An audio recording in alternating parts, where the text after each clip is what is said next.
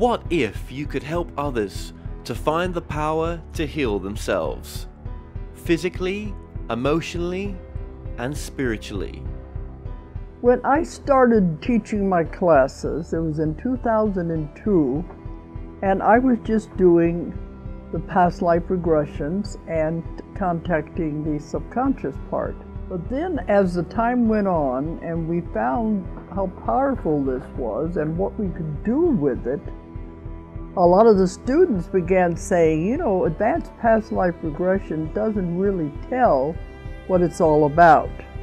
This is so much more than that. We think you should change the name.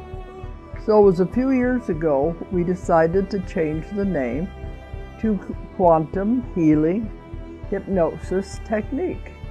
And this is the healing technique that we've now been teaching it, well, since 2002, that's 12 years. What if you could time travel with them, visit mythical places or angelic realms, other worlds, other galaxies? Help others to speak to their higher selves. You can. Dolores has taught thousands of people from across the world how to use QHHT, and now you can learn her method by going directly to dolorescannon.com. And don't forget to mention the discount code MORETALKS.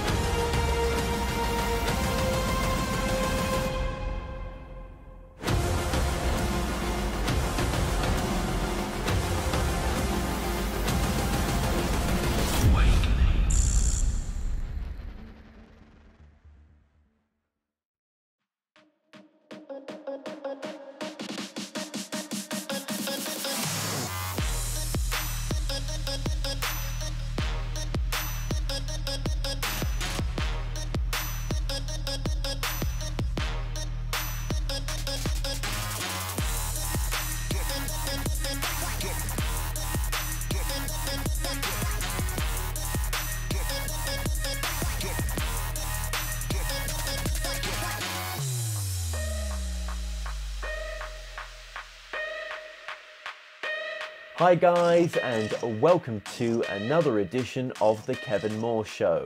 Now on today's show, I'm about to be joined by my guest, Dr. Irena Scott.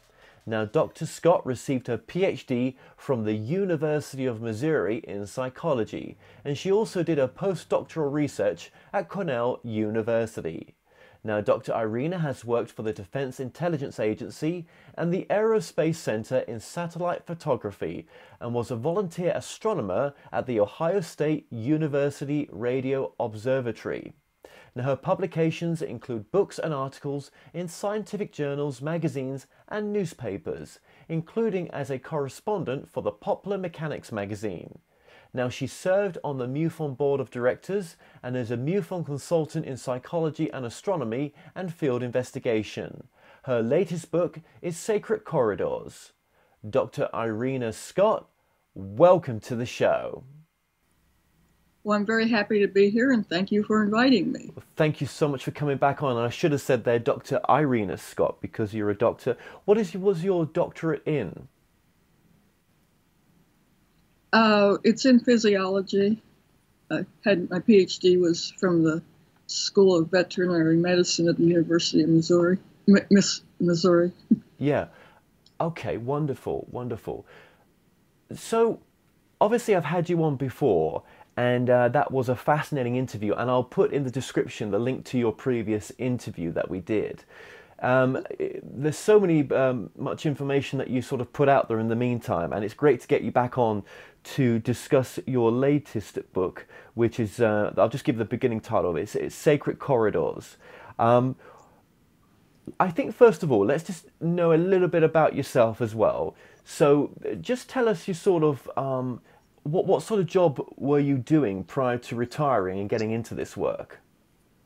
Well, I had a number of jobs. I had my Ph.D., as I mentioned. I had a professorship at St. Bonaventure University, and I did post-doctoral research at Cornell University.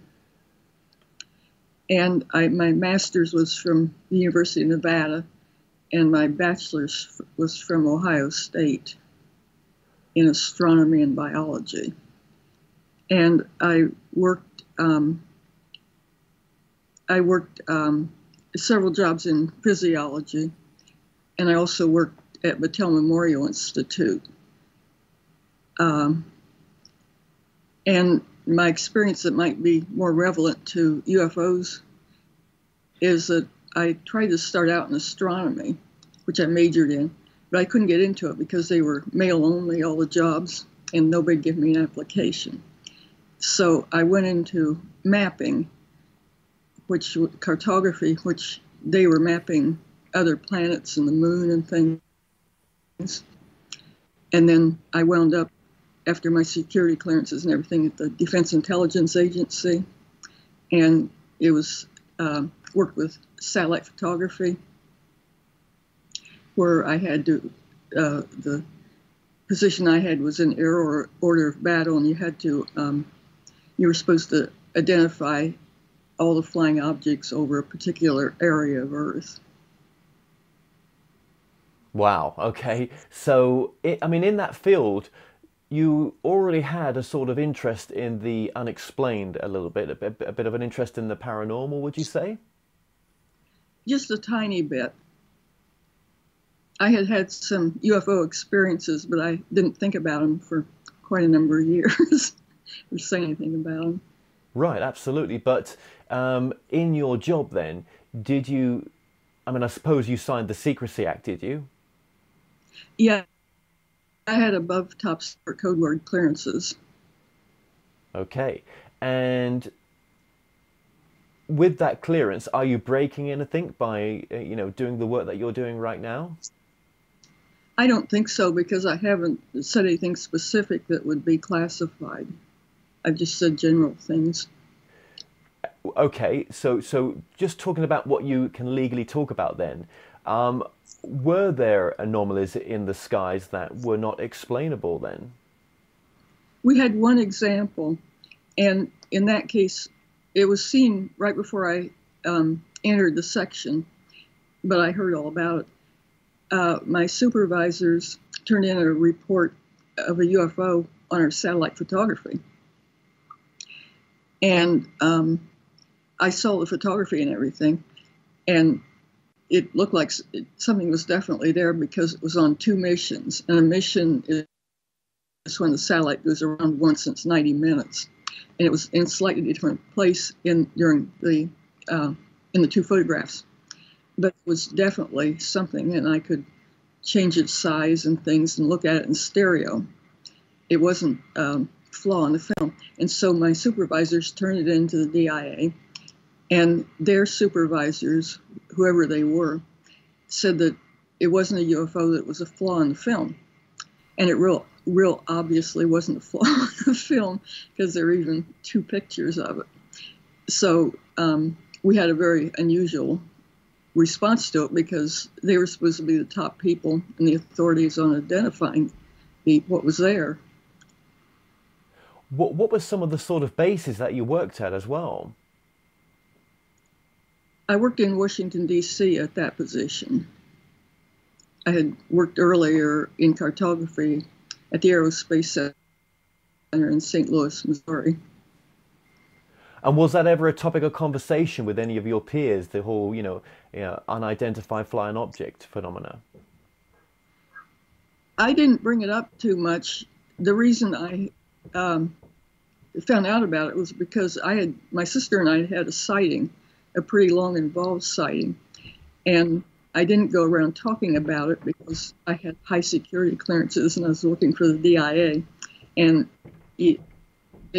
I think they said, you know, if you see a UFO, you're crazy or something. So, but I did mention the subject after that, and that's how I found out about that they had reported it. And you had two sort of experiences with your sister when it came to UFOs. One when you were very much younger, and then you know, many years afterwards as well. Yes. Do you want to hear about them? Sure, please. Okay. The first one was when we were really young kids, and it was before we ever heard of UFOs. My sister was about 4, and I was probably about 6. It was summer, it was dark, and it was a clear night. And we were, our bedroom was sort of an attic room with walls that sloped up and about 3 feet between them at the top of the ceiling where they came together. And she was on one side and I was on the other side of the room, and we were both asleep. And I woke up, and this object was flying around the room. And I didn't have any reason to be scared because I'd never heard of UFOs or anything. I had no idea what it was. It looked like a piece of metal, real hot metal that was glowing. And it flew around the room. And I couldn't say how long, but I'm sure it was longer than a minute. It flew, and I think both of us knew that it was, I didn't know she was awake then, but it was something odd because it seemed to be steered or guided because the room was dark, but it knew just where everything was. And it didn't bump into anything. There were walls and furniture and stuff. And it was a definite close encounter because it came within feet of both of us. And it just flew around in random motion, up and down and around and things. And several times it got close to both of us. And then it flew to the south end of the room and flew straight up to the ceiling. But as I mentioned before, it seemed to be guided. It didn't hit the ceiling. It made a right-hand turn. And there was a chandelier in the middle of the room that was turned off. It flew to the chandelier, and it began to circle the chandelier. And again, it didn't feel its way around or anything. It didn't bump into the walls or chandelier. It just circled around it between the chandelier and the wall. It circled quite a few times and seemed to speed up. Then it made it spiral down under the chandelier. Well, at that time, both of us suddenly became terrified. Neither one of us knew the other one was awake. We suddenly became terrified and just began shrieking both at the same time and tried to run down the stairs, and we bumped into each other. We were so terrified and fell down the stairs and ran to our parents screaming and shrieking. And they told us that we were telling the truth. You'd think they would know it. We were terrified. And my father threatened to beat us up if we didn't go back upstairs. And And so then finally he went up and said everything was okay. And so we went back. But it was years and years and years before I thought of this as having anything to do with UFOs. It was a number of years before I even heard of UFOs. And of course, you know, when you had another experience with your sister many years later, and I'm guessing when that experience happened, you also then, you know, were able to talk about the experience you had when you were younger as well. And you've also had some paranormal experiences in the case of poltergeist experiences as well, I think. Mm-hmm. Yeah. That was part of the other one I had with my sister when we were older. Yeah. With that first one, I thought it might have some mind control or something because we both woke up at the same time. We both became scared at the same time. And later I read, many years later, I read Jenny Randall's book about bedroom lights that children see, and that often people see lights in their bedroom and then or objects, and then have UFO experiences later. Usually it's with one person, and in our case, I don't know, maybe it's the only one. There were 2 of us, and Yeah. So do you want to hear about the other one? Very briefly, yeah, if you could just tell us briefly, because we've got so much to talk about and it's fascinating speaking to you. Okay. We were on vacation. We were both living by the seacoast. She was taking postgraduate work at Drew University. I was working at DIA. And we took a vacation up to the New England states to look around, went to Boston. And we couldn't find a motel, and so we were leaving Boston. We were driving out of Boston, and we could see this object south of us that was real bright and a real white, and it was blinking. And we could see airplanes going in the same area, going to an airport there. And so we drove down, arguing, and I was saying it was a helicopter, and she was saying, no, it isn't.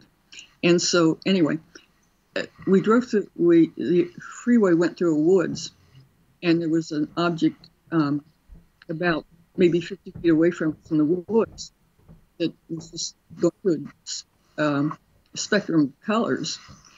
And he went by it, the inside of our car lit up at green. And I didn't understand that because see a beacon, and so we kept on going. And so after a while, she started yelling at me to stop, stop, stop. And I kept on saying it's a helicopter, but finally I stopped. And I got out and looked, and I decided she was right after all that time. And I didn't apologize, but anyway, she said then that the object shone a light down on us, but it was very close, and it had big windows, things that looked like windows. And we were really used to seeing blimps. We grew up with a freeway through our farm, so we knew what they were like.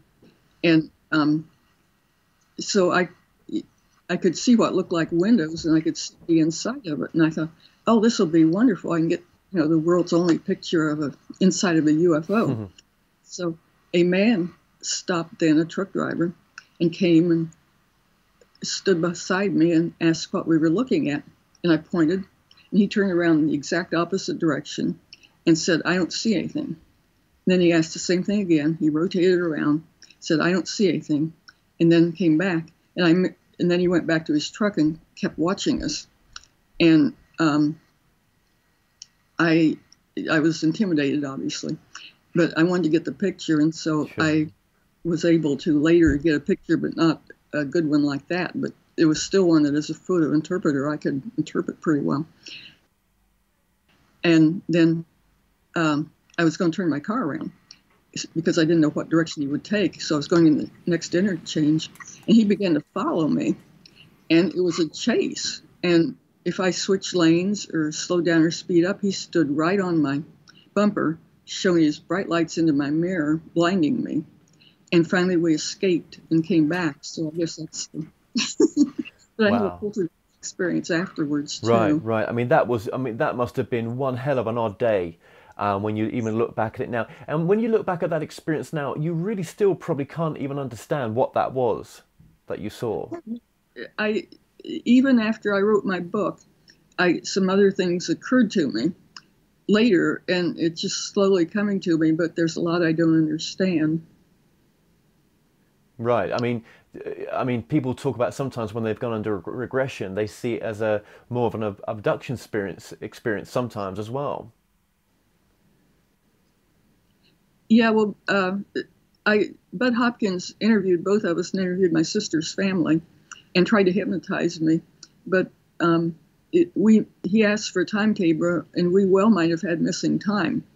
But I just don't hypnotize at all. I mean, I'm fully awake regardless. Yeah, your mind's too active. Yeah, I can understand. No, but some people can't be hypnotized. That's true. They, if you don't want to go down, you've got to be, really willing to want to go down to that state. And yeah, it's not for everyone, definitely. Just going back to your work as well. When was so you're now retired, mm-hmm.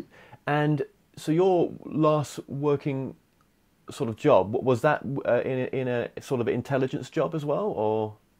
No, it was for the Ohio Department of Health. I was their toxicologist. Right. So just going back to the time that you spent in the government, in a sense, you know, if something wants to be compartmentalized and you're working around different people with different jobs, they're not going to talk about it, are they? It's going to be compartmentalized, isn't it? Yeah, we weren't, while I was working there, we weren't even supposed to say to anybody the slightest thing about what we did. We weren't supposed to say we worked with satellite photography or anything like that. Yeah. Did you have regular briefings to you know, like in places where people would just get together in your departments and be told, you know, the what you've signed and not to talk about it, anything? Yeah, it was kind of funny because I was the only female, and they'd have these briefings like they have on TV where they'd show a woman getting friendly to a man in a bar and that sort of thing. They'd say, "Watch out!" Well, you know, I was a female, so. Yeah, that's right. Well, yeah. So, of course, because, you know, I mean, espionage can happen, and I guess they had to be careful and are careful of that as well, still. Yeah. Yeah. What do you think? I mean, just you know, we're going to get to your book because we've got so much to talk about. But obviously, there's been some big movies come out recently. You've just had the new Bob Lazar movie that's come out. I don't know if you've had a chance to watch that or not. But what do you think of a story like Bob Lazar, where he did talk and apparently he did break that Secrecy Act? I didn't see the movie, so I can't say anything about it. But my husband worked at Area 51, and he told me some things about it. And I guess they were making some pretty advanced aircraft, but he said that most of it was underground, and that he had a good security clearance too. But he said in places they had the crafts undercover so that he couldn't see them, and nobody was allowed to look at them and that sort of thing. So it was pretty secret, even if. So when you mention crafts, there you're talking about you know, not alien crafts. You're talking about jet propulsion crafts. Yeah. Yeah. I mean, I assume that's what they were, and it's what he thought they were. Yeah. He thought they were making things quite a few years in advance. In advance. Did he ever mention about things like S4 that were maybe 20 miles away from Area 51? I think he did. At that time, we were just married, and I moved out there, and he just quit working there. And he told me all about it, and I didn't pay too much attention to it. But did he mention an S4? I think he did. I'm not sure. So that name rings a bell. Yeah. Well, that's what Bob Lazar says, doesn't he? He says he worked at S4, and he also says that, you know, when you go to speak to the public affairs office right now in that base, or whatever, whichever base it's connected to for Area 51, you know, there's a denial of, I think it's Nellis Air Force Base, but there is no S4. But when George Knapp called up many years ago in 1989, right when the Bob Lazar story was breaking, they said they had many S4 bases there. Well, I remember him. I think I remember him talking about S4, but I don't remember specifically. No, but it's just interesting, isn't it? How you know, your husband did mention that name, and potentially it could be there. But then, you know, I mean, the thing is, right? If someone's going to come forward in this field and say they've seen these extraordinary things, yet no one else is, what does that say about the whistleblower? Were they set up, or does it? You know, is it just they've heard those names from somewhere else and they're just making up the story? Well, I don't know, because when things are secret, you can still hear people talking about them. I mean, like I used to take the secured Department of Defense buses in Washington, and they were secured, so you'd hear all kinds of things that didn't have anything to do with your clearance. So I think by word of mouth, you can hear a lot of things in the government.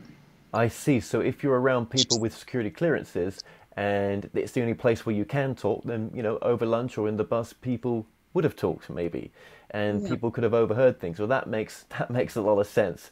Yeah, absolutely. But what drove you when you retired, which you've not really retired because you're doing these wonderful books, but what drove you to do the work that you're doing now? And well, I'd had other UFO sightings, and due to things like feeling I was under mind control when I was a very small child and nearly getting killed, I was kind of interested and very earnest because I was afraid it might happen again. And so I thought I'd start exploring the subject and joined a local group first of all. And then I joined MUFON later and became went on the board of directors, and I was also an editor for our local group. And so I was writing and editing UFO stories, and after a while, I have a book. And you've done some fantastic work, and you continue to as well. I just want to say that. When you look at this phenomena right now, do you think these are beings from outer space, we'll call it that right now, or do you think they're interdimensional beings from our own reality here? They're just in another dimension, that all the paranormal, all the, even when you mentioned the poltergeist, all that phenomena is connected with interdimensional aspect of our reality? Yeah, the ones I've investigated the ones I've investigated and seen didn't seem like craft or like, airplanes with a, metallic thing. They seem like something that could change, there's reports of orbs, and they might change into a humanoid shape or a glowing humanoid, and different things like that, that it makes me think that whatever it is, it's not our material type of thing. And then there's reports of things going through walls and things like that, which aren't your normal event. Plus they can levitate or whatever. They don't seem to have motor sounds, and they don't make sonic booms generally when they go fast. And there's just a lot of things that make me think these aren't your standard aircraft. Maybe some of them are, but I don't think that in general. Well, but could it be that the whole reason for the UFO law, like it is right now, is, don't look at what the right hand's doing while the left hand's waving over here, kind of thing? Do you think that it could be the case that a lot of it is our technology, and that's why there's no rebuttal on the whole UFO subject, but there is an aspect of it as well that is interdimensional? Yeah, I think obviously the ones that are identified are generally our technology or meteors or things, but there's quite a few, a high percentage, like maybe 20% in the good studies, that or more than 20%, that just can't be identified, that don't fit our general idea of aircraft. But with all the work that you're doing right now, do you see any sort of metaphysical connection with the work, any sort of spiritual connection? Yeah, I mean, I think that whatever the phenomena is, that it can take the form of a UFO or an orb or being or whatever. And it seems very strange because there's a duality of being able to be sort of like a physical presence and not being like our type of physical presence at the same time. Yeah. Well, what do you think about the current state of ufology right now, with a lot of the whistleblowers, big name whistleblowers that have come forward? Have they? Do you believe a lot of their stories, or do you think there's other reasons why such stories exist out there? I don't know, because I've talked to people that said they were in the government and had these experiences. Well, I had a high clearance and didn't, and the field I was in, you should have heard about UFOs because we were supposed to identify all these crafts that could, it might result in World War III or something. And they didn't say a word to us about UFOs, even though it kind of involved our work. So I just don't know. I mean, No, I mean, it's just, you can study this for so long, can't you? And it just goes down a big rabbit hole. But I'm always looking for new ideas on what this could be, and potentially, what I'm coming up with is it's deeper than we understand, and it's not so straightforward. Just because someone comes forward with a story, that might be, they might be picking up on something else. Maybe they're picking up on some other multidimensional aspect of their self, and it's not quite what they think it is.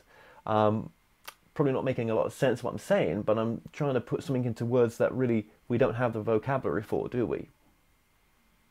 Well, the only thing I can compare it with is I've taken several courses on quantum mechanics, and it's kind of like that. I mean, quantum mechanics, you don't have a definite physical reality. It's sort of shaky, or like jello or something. It takes different forms.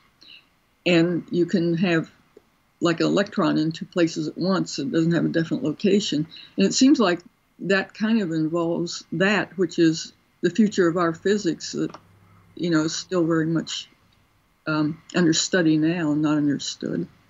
That maybe we need to understand physics better in order to have more ideas about UFOs.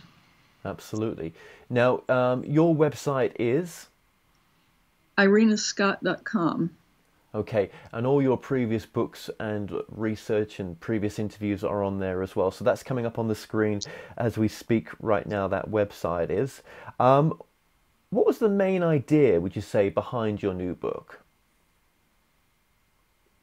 The main idea was that, the main idea of all my books has been to try to provide evidence that this is something that really exists and it's not a fairy tale. Of the last book, I had documents. It was mainly about Project Blue Book. And I had actual documents from the places where Blue Book was done, and I'd been there. And so that's why I call it Sacred Corridors, because I walked down the places where people walked that were studying UFOs. And in your book as well, you talk about quite a bit about Wright-Patterson Air Force Base, the hangar there, and the blue rooms, the vaults, the bodies. Just tell us a bit about your research into Wright-Patterson Air Force Base.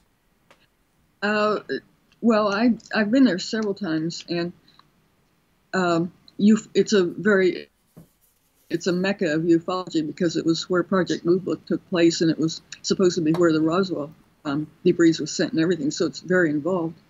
But it's also highly secured, and it's surrounded by chain link fences, and you can't just walk in. And so I was fortunate enough to be there several times. I was also fortunate enough to have a camera and take pictures. And so I heard stories about Wright-Patterson, and I took pictures of what I could to try to validate what informants had told people. For example, there's stories about Hangar 18, and I talked to one informant who was just an old-time Dayton person who had lived there for a long time, and he said that the Hangar 18 was an actual hangar, and it was by where the old runway used to be, or the taxi area, which it's in a group of 5, and it's still there, and it looks just like a hangar, and it has a different name, but he said that was Hangar 18, and it seemed logical that that could be, and that was the place where the B-29 unloaded its material from Roswell when it came in. And I actually got a picture of B-29 in front of the,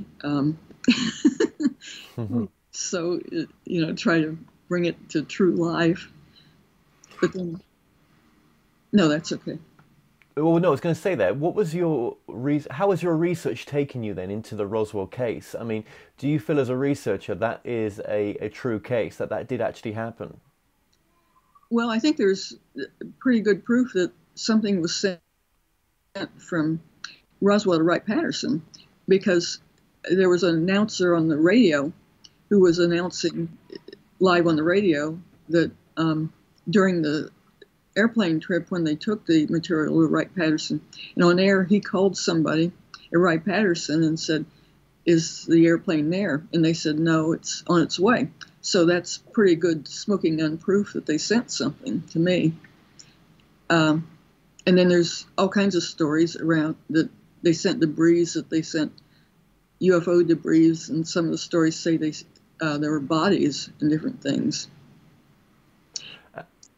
And if they've got those bodies now, if they still had those bodies on ice, they must be very, even though they're on ice maybe, they must be very decayed by now. Well, I don't know, because there's all kinds of stories. And actually, if you go to Dayton and you just hang around with people who'll tell you stories. So once I was in a restaurant looking at a UFO book, and somebody came in and said, oh, his uncle knew all about it, knew where the bodies were and everything. So you hear a lot of it, but nobody can prove anything. And I was there. I saw the evidence that there were probably vaults and things there, which the story is that the bodies and debris are hidden in different buildings and vaults. And I didn't go into the buildings because I thought I'm going to get in real bad trouble and they'll take my camera and everything. So I didn't, but I found out somebody else tried it and was accosted by military police. So I'm glad I didn't, but I didn't find out, I didn't get in to see the bodies, but I did see the Blue Room, which is really famous, and I was in there. And from what I saw, it just looked like an office building, and they told me it was for the same type of work I was doing for satellite photography, that they did that there. And I was used to high security from that, and so that made sense to me. And that building was the most secure I ever saw at Wright-Patterson, because it had its own security equipment all around it, besides being in a secured area. And how did you get access to that building? When was this? Was this on some sort? Was this when you was working for them, or was this some sort of tour that you were doing? What was this? I had met the archivist at Wright-Patterson just by accident. I was at a meeting once, and I saw this man who was listening to the speaker about UFOs, and he had a pile of books, and he was writing ferociously and everything. And I didn't want to be a stalker, but I couldn't stand it, so I moved up beside him and started watching him. And we started talking. And he was very friendly and open. And he took another person and I on a tour and took us into what later was identified as the Blue Room building, the very secure NASIC building. And it was the outgrowth of the organization that had Blue Book when Blue Book was in existence. The building it was in is no longer there, but this is next. It's what it turned into. Yeah. And so just going back to your book, thank you for sharing that, but just going back to your book then, what sort of new information does your book present to us then? Well, I have actual photographs of some of the buildings at Wright-Patterson that suggest vaults. I mean, there's one building, the avionics building, where there's informant stories about that it has big elevators that can carry trucks down to the vaults underneath and things. And I did photograph big doors that trucks could go through with a big heavy ramp. And I also photographed digging over where some of the vaults were being, and regular digging, deep holes, and things like that. And so there were things just like that. I actually total proof that UFOs exist there, though. They had a display, they don't have it up anymore, where they made it look like UFOs were just a waste of time. They had a big display at Wright-Patterson of all these hoaxes of UFOs. And I took pictures of it, and it's no longer there. But anyway, they had one that was unidentified, and so that's proof that they exist right there at Wright-Patterson. What did it look like? What did it look like? It looked like a big football type of thing. They had drawings of it. I don't think the person had taken pictures. Right, there was drawings of it. Yeah. Did you not, in your research, come across a new Roswell witness as well? Yeah, um, I put that was in my first book, Oh, UFOs, right. and this was a man that they made a video of his description, and he was a sheriff and deputy sheriff, I think, and he and the sheriff were going to Roswell, the area, to pick up a prisoner, and on the way they heard about a crash, and this was desert area with not freeways, so just roads. You have to know where you're going. But they apparently found out um, where they were going and were able to go see the crash area. They said that there was an object that was round and about 100 feet in diameter, and then they saw bodies around it. And the bodies were being collected by trucks with the lifts to lift them into the truck. He said they were kind of brownish and with big eyes, but they were covered for the most part. And then they told him to leave. And so we reported that in the book. And also there was the memory metal as well. Yeah, that came from working at Battelle. In the 1950s, Battelle was doing a secret study of UFOs for the Blue Book. And they had hired metallurgists to do this study, which didn't really involve metal, and so it's kind of confusing. But this one man had told a friend, that another person I talked to, that he was working on. This was in 1952, before anybody had heard of Roswell. That he was working on a piece from a UFO, and he said there was a lot more he could tell, but he wouldn't. It was really classified, and he would have had the security classifications to work on that. He was a metallurgist, and the other person I reported it in the 1990s and related it to Roswell and UFOs. But when he told the person, nobody would have known anything about Roswell, or even unsecured people wouldn't have known there was a study going on. So later, this was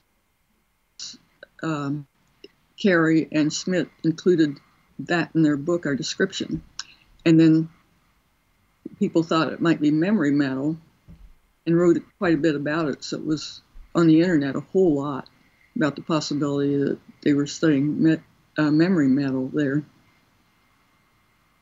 Incredible, incredible. And, you know, just sort of going back to Project Blue Book, because this all sort of ties in with that as well. There was a special report 14, is that right? Uh-huh. It's very little known. The part of Blue Book that's known is a part that's shown in the TV show, where they go out and investigate everything. But what they don't know is that they use the results of the investigations in a study. And they devised a form to collect real good discrete information from people that had seen UFOs. They went over and classified them as truly unknown. And this was a secret study that was taking place at Battelle Memorial Institute of the results of a statistical study of the information they had. And it turned out just the opposite of what anybody expected, because, for one thing, UFOs were said to be bad identifications of where there just isn't enough information to find it. And they found that the ones that they classified as unknowns had better descriptions than a lot of the other ones. They were in the best Class A type good description with military people and long sightings and things like that made them real good sightings, that they weren't misidentifications. And then also they did a statistical study of the characteristics. And you'd think, if they were misidentified aircraft, that both of the classified, the knowns and the unknowns to be the same, because like aircraft has green lights and things like that. Well, it turned out with less than 1 in a billion chance that the UFOs are real and not misidentified objects from that. They did a lot of statistics. And then when you think about it as well, right, they closed the project. You know, Project Blue Book was killed off. The study was killed off. Yeah, and that was, they tried to kill it off several times, which was kind of mysterious because, like, that one good study showed that scientific, there was a high chance that UFOs are a real phenomena and not just, you know, flaky type things that, you know, nitwits go out and see. Yeah. But so they disregarded that, and they had the Robertson panel, which was set up to debunk everything, and the Condon committee, which was set up to debunk everything. But when it was funny, because right when they had a lot of good evidence, that's when they closed the study, which didn't make sense to me at all. And of course, I wondered if it went further underground, and they thought, you know, there was a leak on the other study, and they probably, because people are still supposed to report UFOs, like airplane pilots and things, so that there's probably some place that was collecting information. Yeah, that's what it sounds like, doesn't it? And again, this all ties back to your research into Dr. J. Allen Hynek. Now, you never met Hynek, did you? I met him a long time ago. Oh, you did? But I don't remember it, although I have the book with his signature on it. But I talked to him several times on the phone. Oh, right. So you, oh, and what was said on there? What did it change your mind about the phenomena a bit, or? No, it was close to when he died, and we talked about UFOs a little, but we also talked about his health.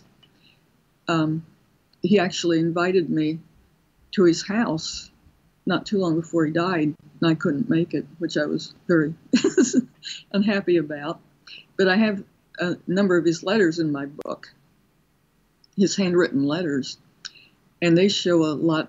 You feel like you know him more from that than you do from his scientific writings. Right, right. That's incredible. That how old was he when he passed away then? I think he was in his 70s. Right, because he had a center. Was it in Chicago? Yeah, he after Blue Book, he had been the spokesman for Blue Book, and at the end, he totally disagreed with the way they did everything because they were debunking, and he was taking it seriously. So he set up his own organization, the Center for UFO Studies, and set it up in a scientific way with good scientists and journals and everything else, the way a scientist would do the study. Did you ever get to go to the Chicago office, or? No, no. I don't think the Chicago office is running anymore, but I wonder what happened to all the research that was there, because there would have been a lot of cases that would have come into that study center. I know, and people have told me it's still there, and that some people are watching it, but I'm not too clear. People keep asking me that question, and I ask other people. But it sounds like there's still the information there stored away someplace, like maybe in somebody's garage or something. It must be, because they would have had so many cases that would have come to them over time. I mean, you would have had just books worth of material there, just sat there probably somewhere. Yeah, I think it's still somewhere, but I don't know. Yeah, wherever that is. Yeah, exactly. Okay, and just obviously wrapping up here just a little bit. What would you say, some of the smoking gun information in your book, just very briefly as well? Well, I think one was that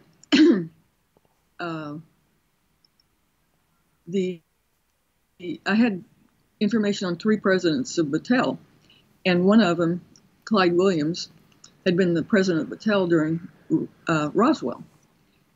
And I had documents where people interviewed him about his thoughts about UFOs, and they were very positive. And he accepted the UFO study as the Blue Book UFO study, and thought there was a possibility that they'd make good discoveries and things.